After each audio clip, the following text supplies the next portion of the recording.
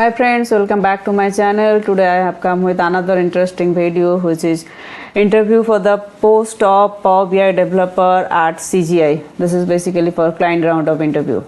So first question, that tell me about yourself. This question is asked in every interview, so I am going to prepare one separate video for these questions only. Next, how to remove duplicate record by using DAX. So two functions we can use. One is distinct functions and another one is values functions. So here I have given the syntax how to do that using distinct functions and using values functions. But the difference between values functions and distinct functions is distincts will also exclude or remove the blank values. It will not count the blank values, but values function will also include the blank values. So this is the difference between distincts and values. And if you need only the count, that means only after removing the duplicate values, if you need only the count, but for that another function is there, that is distinct count. So distinct count will return you only the count, okay, after removing the duplicates. But if you need the column, actually if you want to see the column after removing the duplicates, for that purpose duplicate distinct is the function. Next, scenario based question. The one column is given, this is the column. Now the question is how I want to replace the string wherever row started with the string ABC, and I want to replace that ABC value with 789 by using DAX. So this thing we can achieve by using replace function. So this is the syntax. You can just run this syntax using DAX. So you will get the output like this. So what is this function? The first parameter is the column name of the table, from which column you want to replace the values. Next is the starting position. Here it is showing the here it is telling the wherever row started, that means the first position. That's why we have mentioned the position 1, and how many characters, that is the 3 characters. So this is the number of characters you want to replace, and this is the text with which you want to replace. So this is the syntax of the function. Next, what is difference between duplicate query and reference query in Power BI? Basically, this is in Power Query Editor. In Power Query Editor, you have seen, right, that duplicate query and reference query, 2 options are there. So duplicate query is independent of original query. That means if you do any changes on original query, it will not affect the duplicate query, and also the vice versa. If you make any changes on duplicate query, it will not going to affect the original one. But the reference one is basically will have the impact. That means if you do some modifications and some changes on the original query, then it will be reflected in your reference query. But the vice versa is not true, because the original is the root one, the parent one, it is like parent one, and the reference is like the child one. So whatever you will make changes on original query, that will be reflected in your reference query. So this is basically the difference between duplicate query and reference query. One is independent, duplicate is independent of original query, but the reference query is dependent of original query. So this is the difference. Which chart is used for the timeline analysis? So all of we know that best chart for timeline analysis is line chart. We always do that. Which chart is used for category wise sales? So for category wise sales, column chart or bar chart. So just the orientation is different, either column chart or bar chart, anything you can go for. And based on the scenario, based on the what you want to represent, after that different types of columns are there. Stacked columns, clustered column, in this way different types of columns are there. That depends on the scenario, what we want to do. How do you change the data source in PBI services? Basically, these questions interviewer want to check whether you know about the parameter, because this will be different for different data sources. So if your data is coming from cloud, then this process will be a little bit different. If your data is coming from on-prem SQL server, then also it is different little bit. If your data is coming from flat files, then it is also means little bit of different process will be there. But the key process, the which one will remain same, that is the creating parameter. So we always do that. This is the normal practice. We do that. We create parameters, then we using parameters we do this thing. So how we can do that? Using Power Query editor, we create the parameter. So this is the process. You can check. You go to just Power Query editor, then you check that manage parameter, new parameter, then you give the name of the parameter what you want to give in there. Server path or file path, you can server name or file path you can mention. Then type will be text. Then suggested value, list of values, so whatever values you want to put, that value you will give. Then in this way current values will be this thing. Just I have given one demo that in this way you can make the practice.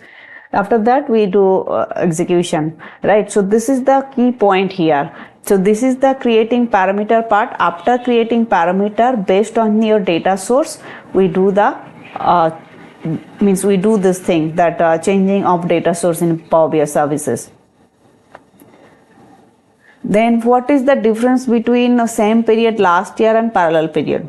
Same period last year will return the value from the last year. For example, I want to see this year's sales. Okay, so what will be my this year's sales starting from 1st January to today's date, right? Now I want to see the sales, last period sales of this year. So in that case, I'll go for same period last year. So in the same period last year, I'll get the sales of starting from 1st January to today's date. In this way, I'll get the last year's sales. But if same period last year will give you only the last year sales. Now if I want to check the last to last year sales for the same period, okay, last to last year sales for the same period, for that purpose, for that scenario, I have to go for parallel period. So whatever year you go back to, then you can achieve using parallel period. So this is the difference between same period last year and parallel period. Same period last year will provide you only the last year, but if you want to see something more like last to last in this way, then you have to go for parallel period. Next question, what type of transformations done in Power Query editor? That means you have what type of in your project, what type of transformations you have done in using Power Query editor. So a lot of operations or transformations are there available in Power Query editor. So I have mentioned few of them, that pivoting and unpivoting, merging two or more columns using delimiter, replacing values, add columns or transform columns, splitting columns, data type conversion, especially when the date data type is given in the text format like that. Then merge queries, which is basically join. These are the very common operations we usually perform in Power Query editor. Next, what is deployment of pipeline? So in Power BI service, we have this option, that deployment of pipeline. Basically, moving data from one environment to another environment is known as deployment. Power BI has this nice feature within Power BI service where we can move from development to UAT and UAT to prod. Next question, can you explain the difference between direct query and import modes in Power Query? So these questions already I have discussed in my previous interview questions answer videos, again because this is very common questions which is asked in interviews. Import mode, Power BI loads the data into the memory, that is cache memory. All queries run against the cache data, making it faster. So we know that in the import query is the faster. You need to refresh the data set periodically to get updated data. So this is the import mode. What are the advantages? We know always that the performance wise import mode is best. So best performance, Next, allows complex DAX functions. So if we go for import mode, then all the DAX functions, especially time intelligence functions, and a lot of functions are there which we can implement. Supports offline mode, that means reports works without an active connection to the database. Next, compression for large data. So in Power BI uses data compression to optimize storage. We know that Power BI itself is having that data Bharti Pack engine, right? Bharti Pack engine is used for compression of data. Power BI means Bharti Pack engine itself compresses the data whatever we upload. The only disadvantage is that if the data size is very large, that time import mode is not working good. So that is the only difference. And real time data means which is very real time data, like especially that stock market type of data, wherever in every minute updation or refresh is required. In that situation, our import mode is not suitable. Otherwise, this is fine. So this is the scenarios. Means you can go in details that advantage, disadvantage based for. Okay. Next, direct query mode. Power BI does not store data locally. It sends queries directly to the database. So what happens in direct query? In direct query, no data is stored in Power BI data model within itself. So only just a connection is established between Power BI and Power BI data model and database. That's it. So every interactions runs a live query on the data source. That means wherever wherever the data phase is required, every time it runs a live query on the data source. That's why here the performance will be slow. That's why the direct query is as a performance wise, it is not recommended. So what is the advantage here? The advantage is as the data is connected directly, the connection is established between data model, Power BI data model and data source. So it's data refresh is not required. Then real time, for the real time data, it is good. And the main point is that it handles large data sets. So this is the major advantage of using direct query. It can handle when the data volume is very large, millions of billions of records are there, then direct query is good or preferable. Otherwise it is not recommended at all. So here everything is mentioned, that advantages, disadvantages, for which scenario we should go for, best for. Okay. Next, where do you pull data for live connection? So if you want to connect in a live connection, from where do you pull the data? If any published data set or report is there in Power BI service, we can use data set as live connection. Okay. Next is, in live connection mode, is data visible in PBI? No. If you connect, if the data source is connected in live connection mode, then we won't be able to see the data tab. So at the left side, all of you have seen that one is report view, one is data view, one is relationship view. So here only report view you will be able to see. Next, difference between calendar and calendar auto. So basically the difference is date range mainly. In calendar function, we manually define the date range, but in calendar auto functions automatically determined.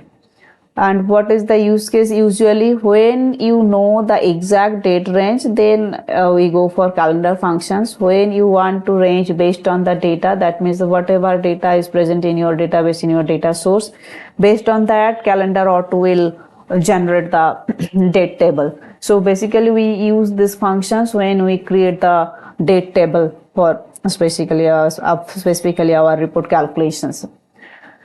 Next, what is query folding? Query folding is the capability of Power Query through which Power Query can retrieve the data from database efficiently. So in another way, we can explain that query folding is a powerful way to optimize Power BI performance by pushing computations to the data sources If your transformations are folded, your reports refresh faster, continues less memory and performance better. So always means for performance improvement, we check that query folding. Next, what is incremental refresh? Incremental refresh in Power BI allows you to refresh only new or changed data instead of refreshing the entire dataset every time. This makes refreshes faster, reduces memory usage, and improves performance, especially for large datasets. So wherever the dataset is very large and the changing is not happening in the past data or in the historical data, so in that situation, we will always go for incremental refresh. So this is one key point for performance optimizations of Power BI reports. Next is, what is drill down and drill through? Drill down and drill through is for visualizing next level data hierarchy. But in drill down, we can visualize the next level hierarchy with the same visual. But in case of drill through, we can visualize the next level hierarchy in another visual where it will navigate to. Basically, in drill through, what we do, we go to the next page. The details next level hierarchy we portray in the next page, and we go to the next page. But in case of drill down, so it is in the same visual we are going down following the hierarchy level. So as per performance, drill through is faster than drill down. Next question, what are the challenges you face in a project? How you solve the challenges as a team? So a few points are there, but I have mentioned here only one point. Whatever you have faced in your project, whatever challenges you have faced, you can mention any difficult scenario, any difficult task, that also you can mention. And also I have mentioned one situation that resource got reduced, but we had to meet the project deadline. This thing I have mentioned, but you can mention many more things, okay, as per your project. Thanks all for today. Please do like, share and subscribe my channel, and also press the bell icon. And if you need any special video, then you can comment in the comment sections. I'll try to come back with that video. Thank you.